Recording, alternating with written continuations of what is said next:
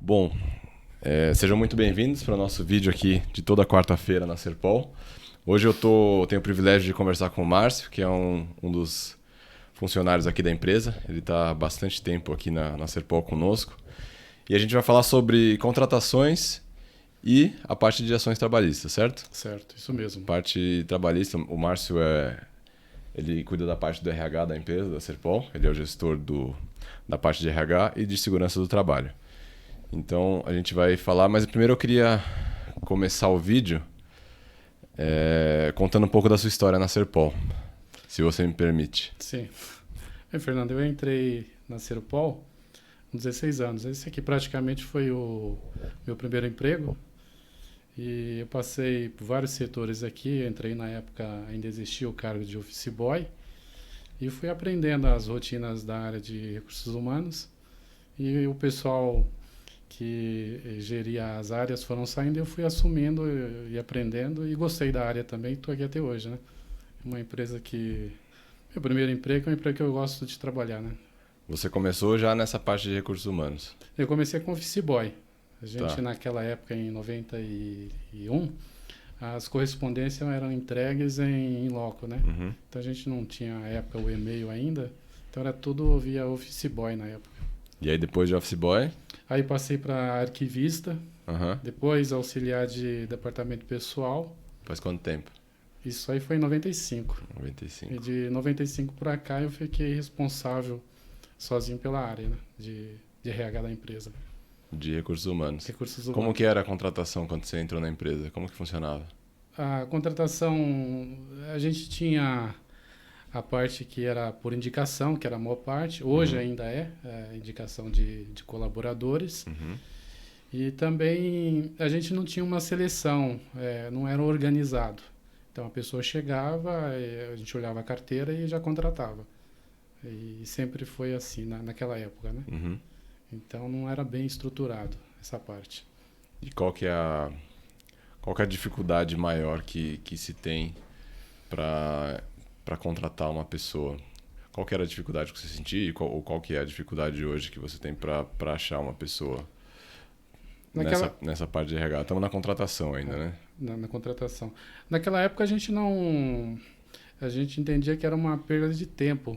Você gastar um tempo para pesquisar um candidato, para conversar, pesquisar um pouco sobre a carreira profissional dele, o histórico. Uhum. Então a gente pegava mais pela carteira. A carteira é a única base que nós tínhamos de que a pessoa estava habilitada para a vaga. Uhum. Hoje, fazendo um paralelo, hoje a gente, além da carteira, às vezes você não necessariamente precisa de uma pessoa que tenha experiência na carteira, mas tem uma experiência de vida, né? Então a gente inverteu um pouquinho o critério que a gente usava naquela época, né? Tá. Como que... eu acho interessante isso, porque a gente contrata aqui para trabalhar na obra, mas qualquer pessoa que trabalha numa empresa tem que selecionar pessoas para formar uma equipe, né? Sim.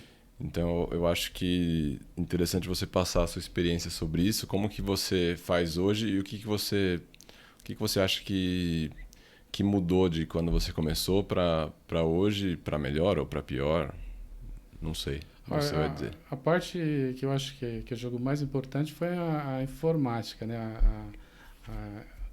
A questão da internet. Uhum. Né? Hoje o recurso ajuda muito.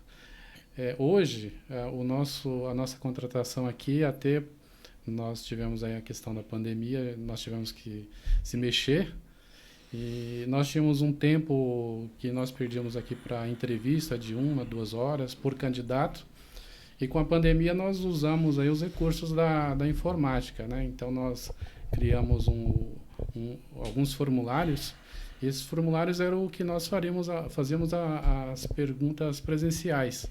Então nós enviamos para o candidato, ele devolve aqueles formulários do Google com questões de informações básicas que nós precisamos para registrar, de endereço, dados físicos, tamanho de uniforme, de botina, e ele devolve para a gente essas perguntas. Também fazemos ali perguntas de informações de comportamento, de conhecimento da função. Depois que o candidato passa por essas etapas, Aí nós fazemos uma reunião aqui presencial, que é uma reunião rápida. Hoje está gerando em torno de 20 minutos, por conta desse processo que foi automatizado, né? E aí nesse processo Mas isso se fazia antes também? Ou... Nós fazemos o que é o tradicional no recurso humano em geral, que é aquela entrevista que você faz a seleção, olha documento, preenche fichinha, depois faz uma entrevista com perguntas para ver o perfil do candidato. Sim. Então essas perguntas nós trocamos pelo formulário. Então depois que o candidato passa por essa etapa, inclusive nós criamos uma que é a cultura da Serpol, onde nós colocamos ali o que nós esperamos de cada candidato, e o que o candidato espera da empresa também, de uma forma bem clara. Esse candidato, quando ele é aprovado, aí nós fazemos o procedimento que é exame médico, a contratação, os treinamentos de segurança, que é feito antes do início, e depois uma integração na obra. Então, são todas essas etapas hoje na rotina de contratação da Serpol. E quais as vantagens que você vê desse processo novo, automatizado, para o que era feito antigamente?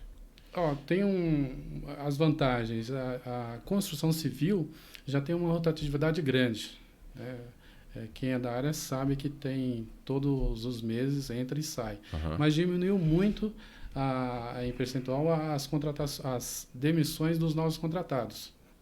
Então, Quanto? Nós tínhamos, antes dos formulários, Sim. nós tínhamos, estava em torno de 70... perdão, volta. Não pode falar. Nós tínhamos uma rotatividade das novas contratações. Nós fizemos essa pesquisa considerando julho de 2019 a 2020. Então, chegava a ser a 40% as demissões dos novos contratados. Depois desse processo, passou a ser de 10% das contratações, considerando que nós contratamos pouco pela pandemia, né? Foram uma experiência com 20 novos contratados, né? 2 saíram. 2 saíram. E antigamente, quantos contratavam e quantos saíam? Saía, na pesquisa que eu fiz, assim, só para a gente ver a efetividade, saíram 12, né? 11, 12. De quantos contratados? De 20? De 20. 20 contratados, saíam 12 nos próximos 6 meses de contratação, saía 12. E agora 6, né? E agora de 20, 2. 2. De cada 20 contratações, 2 saem nos primeiros 6 meses. Isso. Então, um sistema bem simples, a gente é honesto com o candidato, não enganamos nada, explicamos às claras as regras, os salários, os benefícios que cada um tem, e eu acredito que isso aí colabora bastante. Né? E de tudo que foi mudado de quando você começou para hoje, você atribui essa melhoria a quais pontos assim principais? Nós conseguimos reter melhor os talentos. A gente consegue, com as entrevistas, com o tempo que a gente achava que perdia nas entrevistas, na pesquisa, eu percebo que nós ganhamos, porque os nossos contratados são mais qualificados para a vaga e para o que a gente está buscando, né? Então você gasta entre aspas mais tempo para selecionar o funcionário. Sim. É isso. Isso, nós gastamos mais tempo para selecionar, mas esse empregado ele fica mais tempo na empresa. Sim. E até uma tradição da empresa, né? Nós temos empregados com 30 anos, 15 anos, 20 anos, né? Mas um problema é que os que entravam saíam rápido. Saíam né? rápido. Mas quem ficava muito tempo. Exatamente. Então a gente tem percebido isso até agora, né? Que também é umas medidas novas, porque a pandemia forçou todas as empresas a se mexerem, né? Eu achei legal trazer esse ponto, inclusive tem alguns síndicos que assistem a gente e trabalha contratando ou porteiro ou faxineiro, esse tipo de contratação que é feita, e talvez eles tenham o mesmo problema que a gente, tem até engenheiro assistindo, arquitetos, então acho que é um ponto que se aplica a todas as áreas, né? E tem uma outra questão, você tocando na questão de prestação de serviço, a gente tem um procedimento aqui interno que todos os meses a gente envia todos os documentos das pessoas que trabalham onde nós prestamos serviço, independente se o cliente pede ou não. É um procedimento normal. Nós enviamos guias de pagamento dos impostos, guia do fundo de garantia. Algumas empresas têm por padrão solicitar, mas a gente já faz padrão, todos. A gente, no dia 25, a gente envia exatamente para aliviar o tomador de serviço da corresponsabilidade. Tá, explica melhor qual que é a vantagem de enviar esse documento todo mês. Porque a pessoa que toma a mão de obra, quando a empresa principal não paga o salário, aquele tomador é responsável. Então, quando eu provo para o meu cliente que eu estou pagando, ele tem um documento, inclusive para uma ação judicial, se caso ocorrer, de que o empregado recebeu o salário no período que ele trabalhou naquela obra. E no caso de condomínios, de contratação de prestação de serviço, quais são as medidas que a gente pode tomar para evitar esse tipo de ação trabalhista, que é a próxima pauta do nosso vídeo aqui hoje? Então, os síndicos têm que tomar cuidado, primeiro, de buscar as empresas idôneas de prestação de serviço. Segundo, todos os meses, solicitar a documentação trabalhista dos empregados que estiveram no condomínio. Tá. Que documentação que é essa? Referente aos salários, aos benefícios, ao fundo de garantia, ao INSS, porque se o síndico não tem esse zelo, ele se torna responsável se a empresa não pagar. E aí, se o funcionário entra com ação trabalhista contra a empresa, o condomínio também passa a arcar com isso. Ele entra como corresponsável. Ele paga, por exemplo, se a empresa principal falir ou não tiver recurso, o condomínio ele é responsável solidário. Agora, quando o condomínio ele fiscaliza, ele pega os documentos da empresa, ele fez a parte dele. E ele está resguardado. Ele está resguardado. Tem aquela e se ele solicita o documento e a empresa não fornece ou não está pagando o funcionário, qual que é a medida que o condomínio pode tomar? De imediato, eu fui conselheiro num prédio e eu cuidava dessa parte, a gente suspendia o pagamento, de imediato. A fatura é condicionada à apresentação dos documentos. Ah, legal. Assim é feito com a Serpol, né? Aqui nós já antecipamos. Quando a gente trabalha em empresas mais organizadas, empresas, grandes bancos, e enfim, normalmente é assim, né? Se você não oferece os documentos, a fatura é suspensa. Suspensa. A gente trabalha com o mês anterior. Então, você tem um prazo até no dia 20, que é o último dia que nós pagamos impostos, do mês subsequente, para apresentar a documentação. Legal. E no caso de contratação, quando o síndico vai contratar um prestador de serviço, ou portaria, ou faxineiro, quais são as medidas nessa prestação de serviço, nesse tempo de prestação de serviço, que podem ser tomadas para evitar ações trabalhistas futuras? Então, ou se resguardar de uma possível ação trabalhista, na verdade, né? Sim.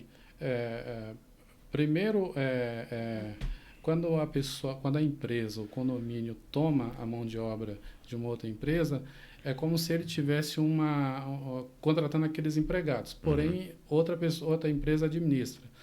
Ele não pode, porque contratou um terceiro, deixar a empresa fazer o que quer. Sim. Ele tem que ter como se fosse um RH no condomínio. Então ele tem que ter o cuidado para saber se aquela empresa está depositando fundo de garantia, daquela equipe que está no condomínio, se está pagando o INSS, Sim.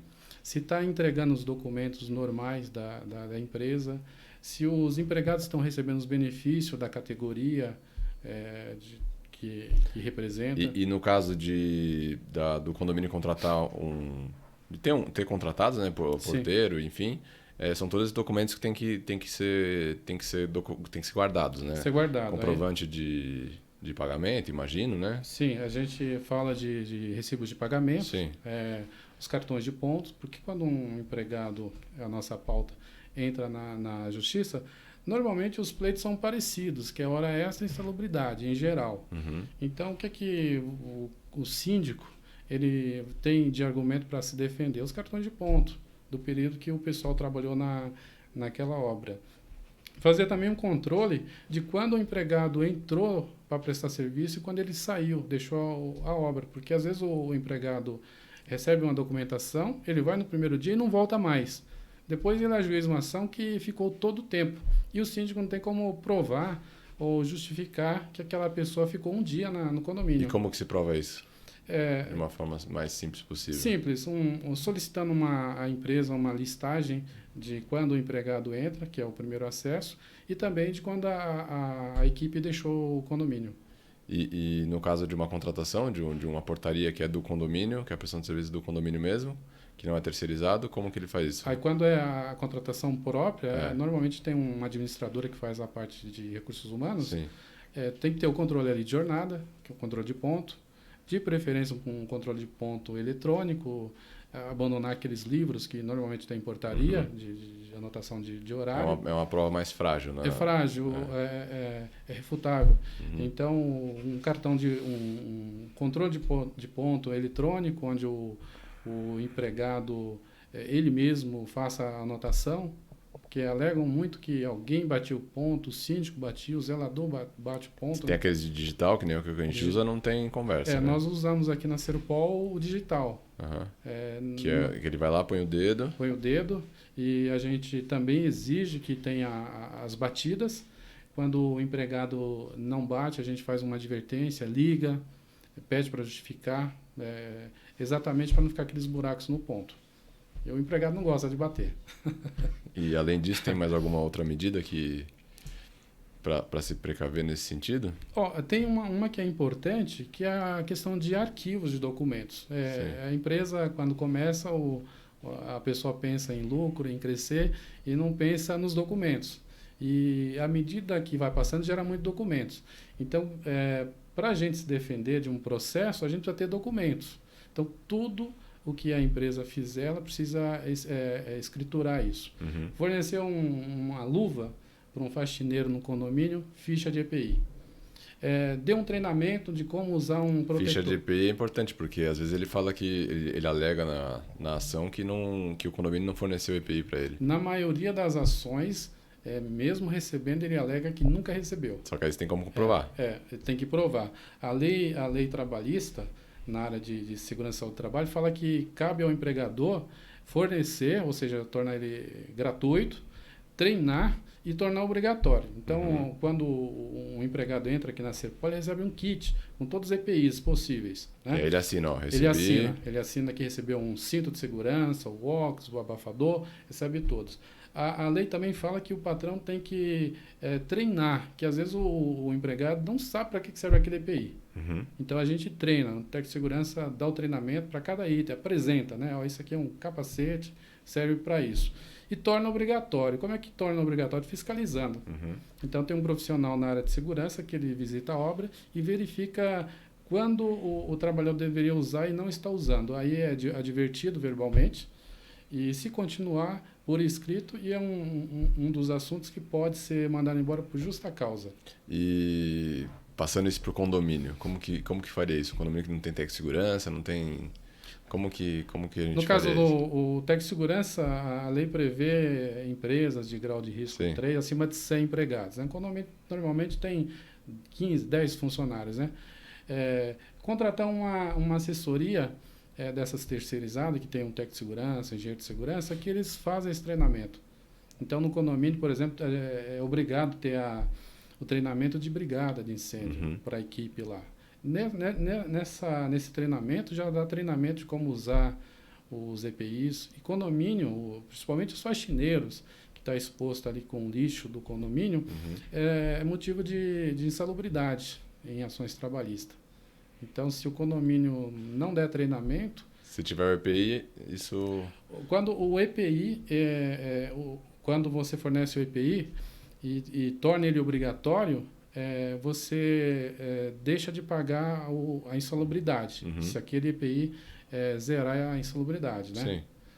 No caso de lixo, ele praticamente zera, né? Nesse caso de recolhimento de... um protetor respiratório adequado, uma luva, e um profissional de segurança vai indicar para o síndico que tem EPIs que não é indicado, né? Tem aquelas máscaras brancas, protetor respiratório branco, que vende no mercado, tem alguns que não é certificado para empresas e condomínio. Então, todo EPI precisa ter uma certificação que chama de CA, que é um certificado de aprovação do Ministério do Trabalho. Tem coisa que você está falando aqui que nem eu sabia. Então, a máscara ela é parecida. Sim. A 3M, por exemplo, fazia 2 tipos de máscara. Tem uma branca, que a gente comprava, eu comprei no Extra. E tem a outra que é a de uso profissional, que ela tem um CA e uma numeração. Uhum. Aquela numeração foi passada no Brasil no ensaio do Inmetro. E está aprovado para aquele risco lá. E aquela especificação. Legal. Tem mais algum detalhe que você tenha, que você lembre?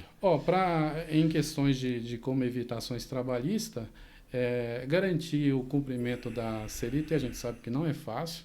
Garantir o cumprimento do quê? Desculpa. Da CLT. A CLT, Sim, a CLT. É a Bíblia, né? É. Na área de recursos humanos. O mínimo se deve cumprir. Registro em carteira. Na Serpol, eu estou desde 91. Eu comecei a me envolver no departamento pessoal em 95. Uhum. Então, de lá para cá, todo empregado que entra, a primeira coisa é registro. A gente, às vezes, recebia até pressão da parte de produção, porque se perde um tempo ali para liberar um empregado. Pelo menos 2 semanas desde do início. Definiu o candidato, umas 2 semanas para ele conseguir começar a trabalhar. Porque tem treinamento, tem... Você tem cadastro de benefício, tem o exame, tem que providenciar essa documentação para dar entrada. Então... E aí depois que ele tiver contratado, aí tem os treinamentos de segurança. Tem os treinamentos. Tem mais um período. No mínimo 3 dias. No nosso caso aqui, quando é um condomínio, talvez o prazo seja menor. Uhum. No nosso caso aqui, a gente tem risco de trabalho em altura. Sim. Então, registrar, não deixar o empregado sem registro. Você paga 2 vezes. O empregado, quando a juíza ação trabalhista, normalmente que pedem que não foi registrado, uhum. Que não recebia hora extra e que tinha insalubridade. É o básico das ações trabalhistas, né? Pagar de forma correta, registrar os documentos de pagamento ou via depósito bancário, assinatura, e ter um cuidado com o cartão de ponto, os registros, o espelho de ponto. Isso aí é fundamental, né? E outra questão que também que você perguntou aí, que alivia bastante, é a questão do diálogo. Sim. Na Serpol a gente tem um diálogo, tem um canal aqui na Serpol que eu acho muito interessante, que é a pesquisa que nós fazemos interna aqui do NPS. Uhum. O empregado ele tem o direito de falar qualquer coisa que ele queira, sobre qualquer assunto.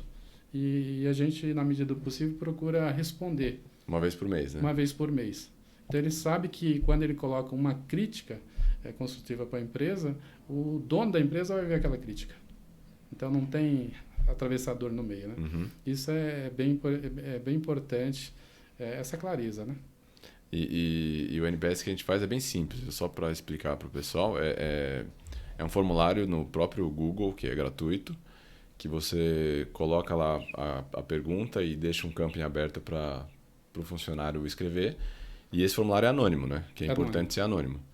Porque a pessoa que escreve, às vezes, ela tem um receio de escrever alguma coisa porque sabe que sei lá, pode sofrer boicote ou enfim. Então é importante ser anônimo também esse formulário. E tem ajudado a gente bastante uhum. a corrigir algumas falhas que a gente não observava. Tem assunto que a gente não consegue, até por questões que envolvem outros, mas é bem interessante. E é interessante que alguns assuntos que apareciam há 5 meses atrás, hoje não aparecem mais. Não aparecem né? mais. Porque a gente foi corrigindo aos poucos. Desapareceu.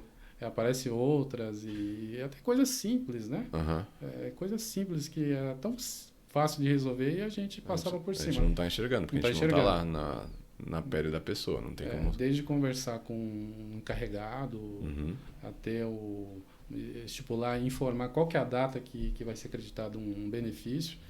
A pessoa tinha dúvida, né? Isso tudo com certeza previne essa questão de ação trabalhista, porque, querendo ou não, o funcionário enxerga essa preocupação e tudo mais. Aí, além disso, passando desse lado mais humano, só resumindo aqui o que a gente conversou, tem a parte do respaldo pelas documentações. Sim. Então, são três pilares principais pelo que eu aprendi aqui hoje com você um pouquinho. O primeiro é na hora da contratação, ter bastante critério na hora de contratar.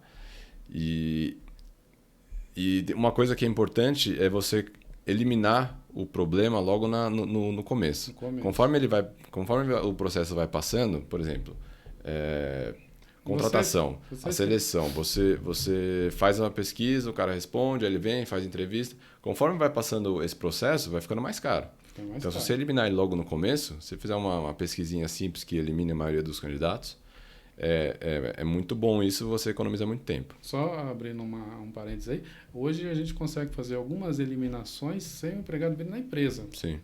E também a gente dá um feedback para todos os candidatos, inclusive o negativo. Quando o candidato ele não passa na nossa avaliação, a gente informa, agradece o tempo que ele desprendeu e não deixa ele no vácuo lá. E aí o segundo pilar, depois de contratado, são os treinamentos. E a comunicação aberta com todos de forma anônima para eles poderem falar o que incomoda, enfim. E aí o terceiro ponto, que é o ponto mais jurídico de precaução, é guardar todos os documentos da forma mais correta possível. Não tem como, a gente se preocupa muito com faturamento, com novos clientes, mas é uma coisa que a gente precisa guardar.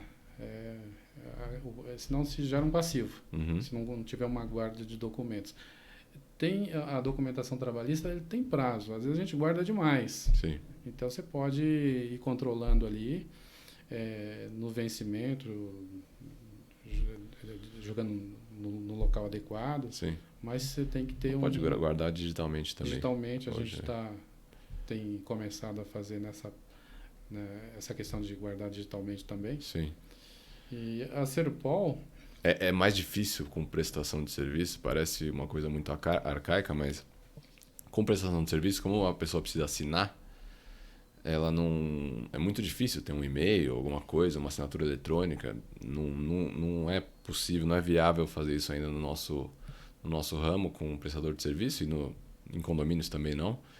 Então, o que tem é o papel. Então, para digitalizar, tem que escanear o papel e colocar numa nuvem, alguma coisa assim. Hoje, a Justiça do Trabalho, quando você tem uma ação trabalhista, toda a documentação está sendo digital. Sim. Então, tem que passar de qualquer jeito. De qualquer jeito. Então, hoje a gente está escaneando, jogando em PDF. Criar essa rotina já poupa um trabalho, não tem nem o que falar. E, assim, lembrando que a Serpol é uma empresa que está mais de 40 anos no mercado, tem uma média aí de 100 empregados, né? E não, é zero passivo trabalhista. E não isso vem de muito tempo. Então, a média de ação aqui na empresa, se você pegar aí nos últimos 10, 15 anos, é 2 a 3 ações por ano. Então, acho que até menos. Até mesmo. Por exemplo, em 2020, nós não tivemos nenhum caso. Sim.